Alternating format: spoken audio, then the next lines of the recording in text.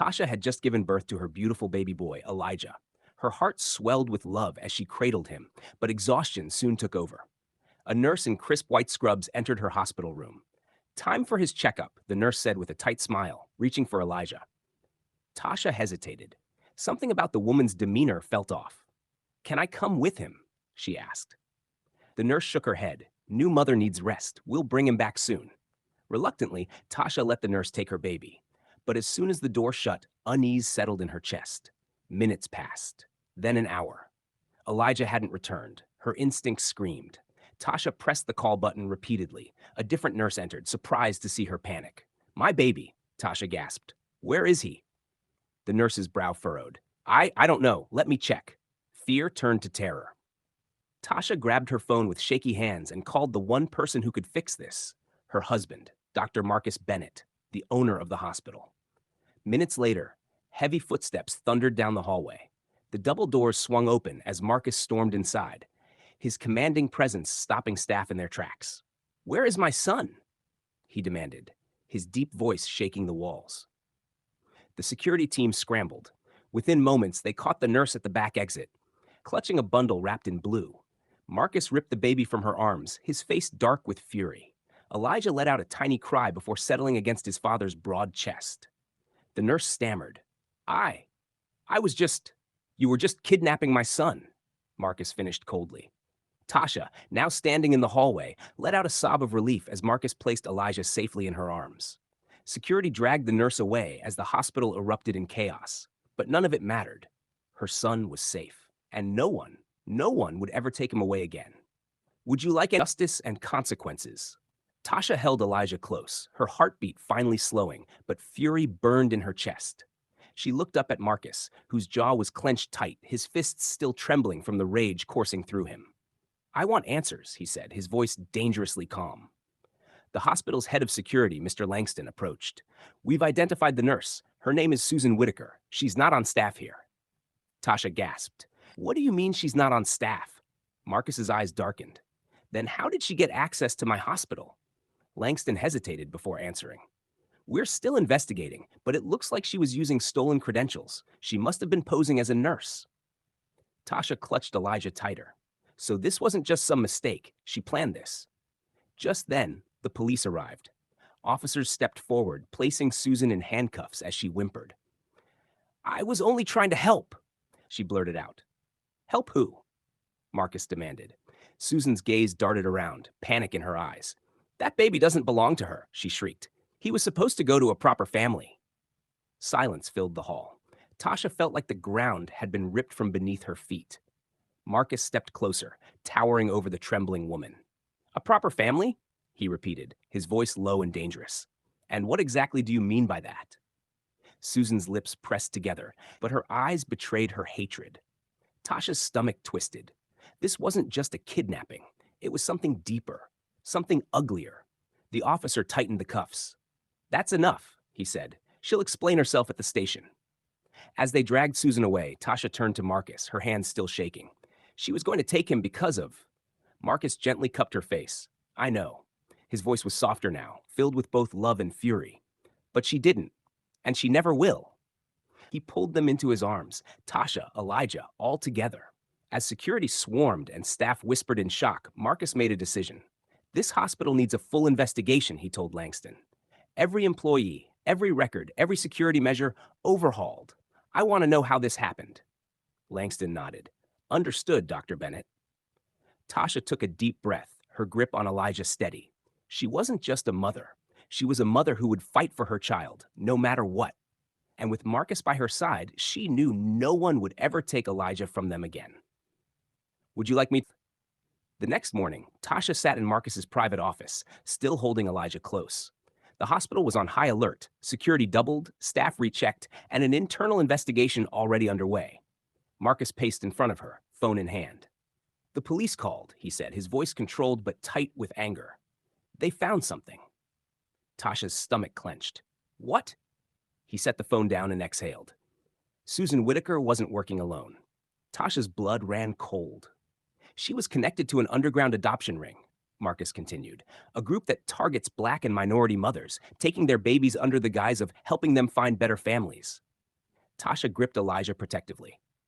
Better families? She echoed, her voice shaking. They mean white families, don't they? Marcus nodded grimly. The police suspect she's been doing this for years, finding hospitals where she could slip in unnoticed. He clenched his jaw, and this time she made the mistake of targeting the wrong family. Tasha shuddered. How many babies has she taken? Marcus rubbed his forehead.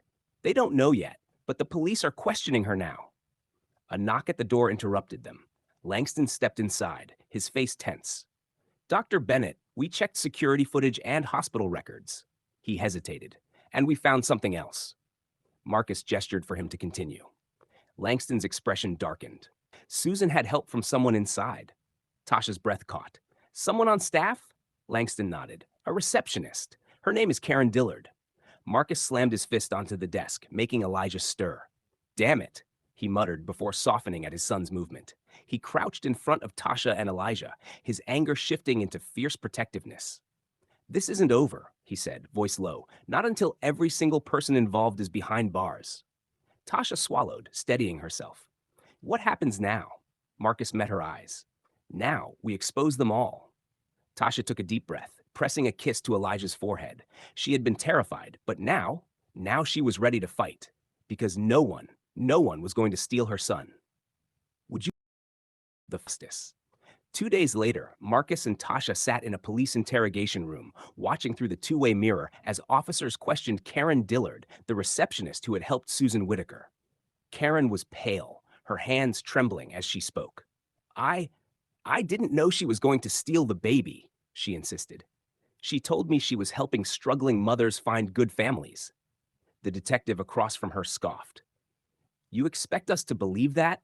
You altered hospital records, let her into restricted areas, and flagged certain patients based on race.